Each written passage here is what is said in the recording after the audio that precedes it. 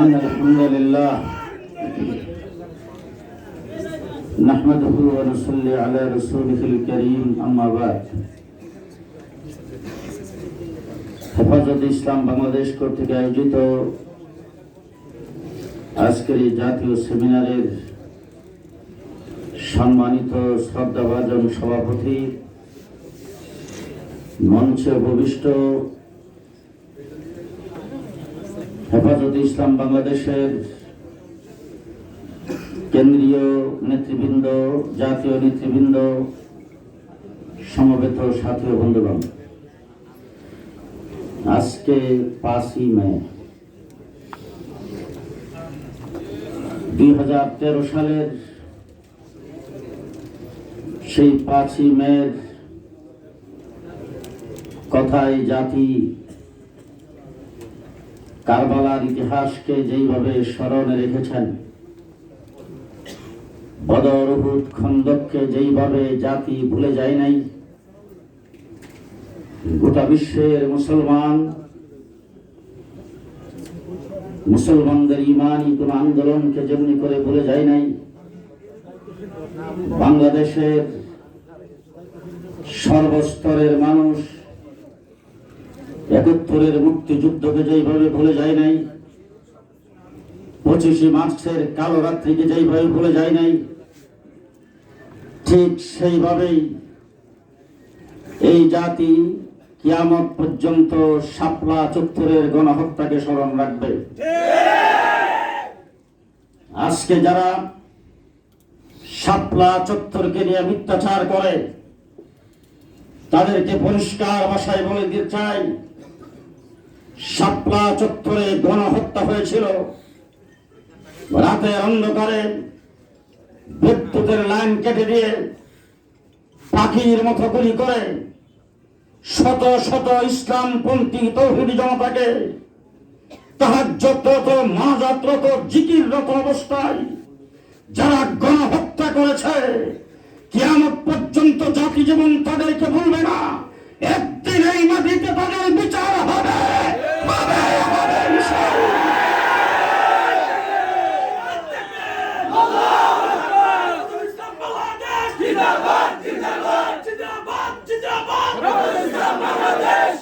সংগ্রামী সাথী ও বন্ধুগণ,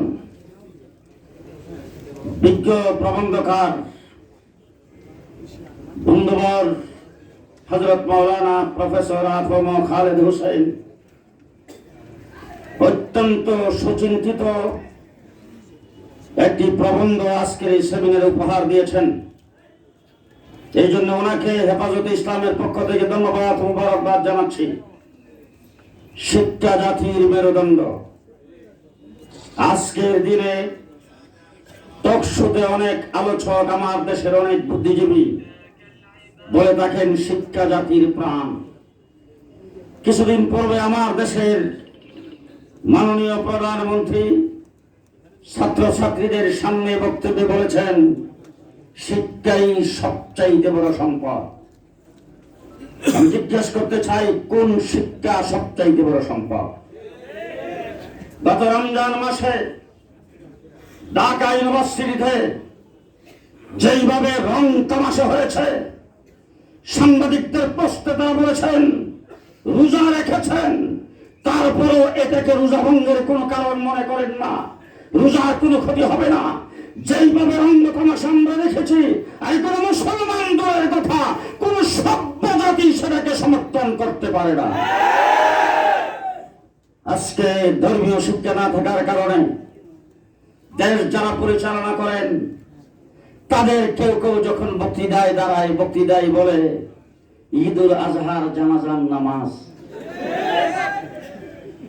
আজকে আমরা দেখেছি ধর্মীয় শিক্ষার সামান্যতম না থাকার কারণে আমার কওমি মাদ্রাসার যখন স্বীকৃতি দিয়েছেন, সনদের স্বীকৃতির আলোচনা যেই সংসদ হয়েছে, স্পিকার থেকে শুরু করে মন্ত্রী, মিনিস্টার এবং কোন সংসদ সদস্য আমাদের নামটা ভালো করে উচ্চারণ করতে পারে। সংগ্রামী সাথী ও বন্ধুগণ, একটা জাতিকে ধ্বংস করার মূল হাতিয়ার হলো শিক্ষা এবং সংস্কৃতি। আজকে আমার দেশে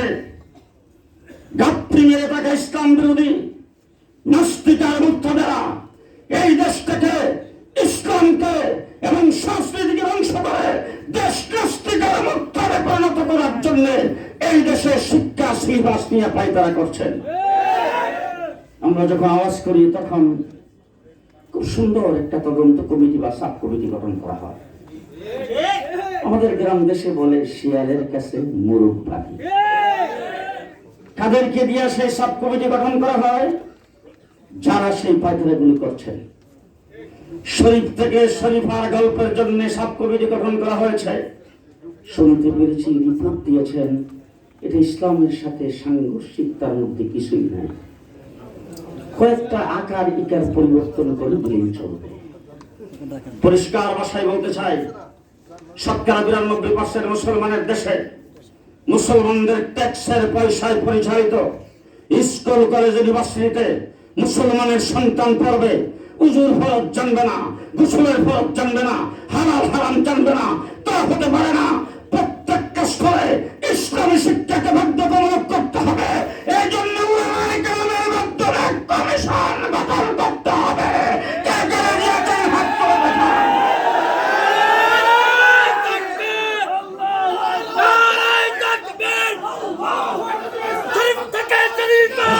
বলতে চাই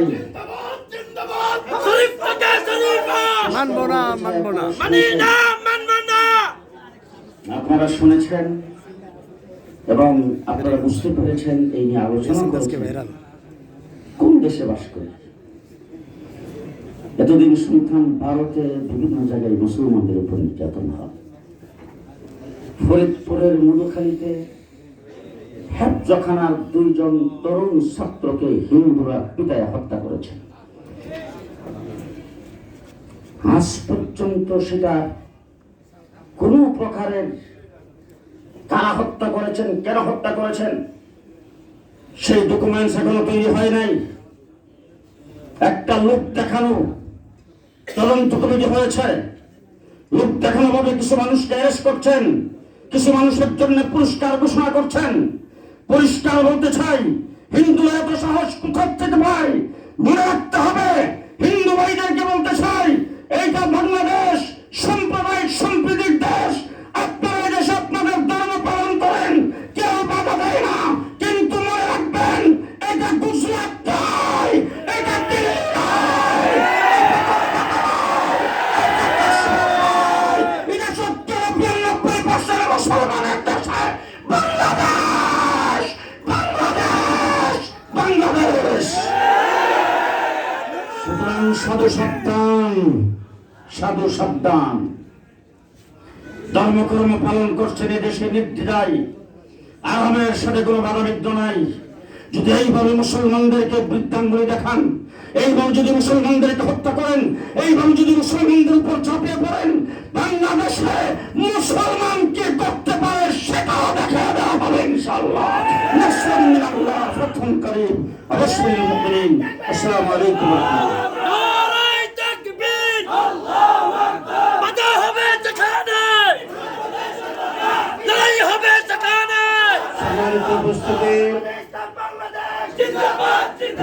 ইসলাম কর্তৃক আয়োজিত আজকের এই জাতীয়